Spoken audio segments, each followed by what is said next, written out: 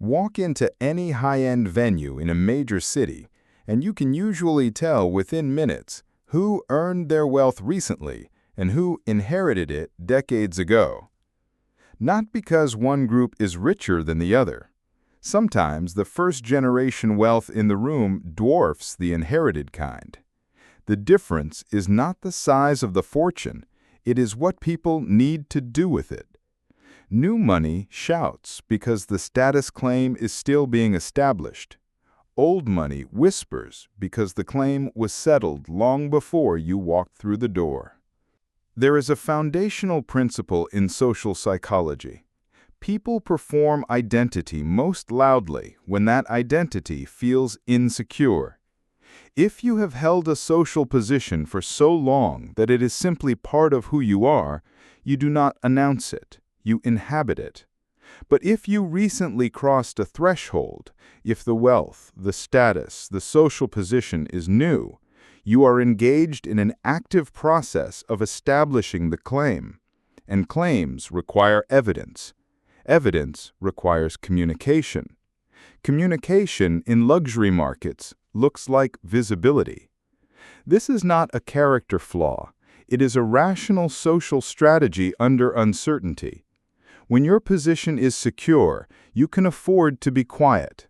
When it is new, you need the room to update its assessment of you. The behavioral difference between new and old money shows up across many domains. In clothing, new money tends toward recognizable brands, logos, and high-profile purchases.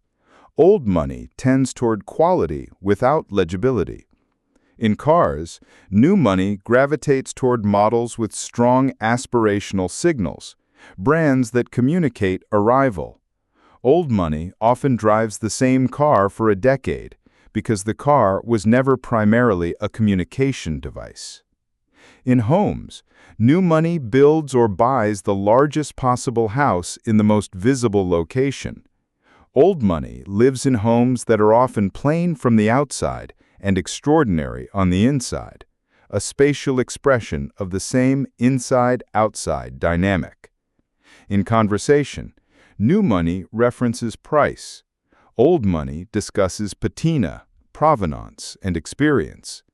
None of this is universal. These are tendencies, not rules. But the pattern is consistent enough across contexts to suggest a common underlying psychology. The sociologist Thorstein Veblen observed in 1899 that conspicuous consumption, the visible display of wealth, was most intense among the newly wealthy classes, who needed to establish their position in the social hierarchy. He was writing about the American Gilded Age, but the pattern he described recurs in every economic era in which large amounts of new wealth are created rapidly.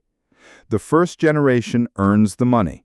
The first generation also needs to announce it, because no one around them has already updated their social assessment. The announcement is the fastest way to claim the new position. The second generation inherits both the money and the social position that the first generation established. The announcement is no longer necessary. It becomes something more subtle, the maintenance of a position through taste, network, and behavior. By the third generation, the position is fully internalized. It is no longer performed. It simply is. This three-generation pattern is not a rule. There are exceptions in both directions, but it describes a common trajectory that helps explain why inherited wealth and first-generation wealth so often look different, even when the amounts are similar. It is useful to think of status communication as existing on a spectrum defined by one variable, security. At the insecure end, the status claim is new, contested, or fragile. The strategy is broadcast. Use as many visible signals as possible to establish the claim with the widest possible audience. At the secure end, the status claim is established, durable, and uncontested. The strategy is narrowcast. Use signals that only the relevant audience can read because only the relevant audience's opinion matters. This is not just a generational phenomenon. It shows up within a single lifetime. Someone who just received their first major promotion often changes how they dress, what they drive, and where they eat. Someone who has held executive status for 20 years rarely does the same, because the announcement has already been received and no longer needs to be repeated. The shouting tends to happen at transitions. The whispering reflects stability. Luxury brands understand this spectrum extremely well, and they have traditionally targeted both ends of it. Aspirational buyers, first-generation wealth, and middle-class consumers reaching upward want legible signals. They want the logo, the recognizable shape, the universally known brand. The product is the claim. Established buyers, old money, second and third generation, want quality without legibility. They want the object without the announcement. The most sophisticated luxury brands maintain both product tiers without explicitly acknowledging the distinction. The visible line for aspirational buyers subsidizes the quiet line for established buyers. The relationship is symbiotic. But here is the tension. The more successfully a brand captures aspirational buyers with visible logos, the more it risks alienating its most established clients, who are trying to move away from visible signals. Hermès, among others, has navigated this carefully, maintaining a reputation that works across the spectrum while keeping its most exclusive products deliberately inaccessible to purely financial buyers. New money shouts because it is doing the work of establishing a claim. Old money whispers because the work is done. Neither is better or worse as a character trait.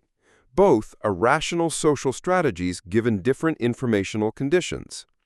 What the difference reveals is not taste, it is time. Status that has been held long enough stops performing and starts simply being.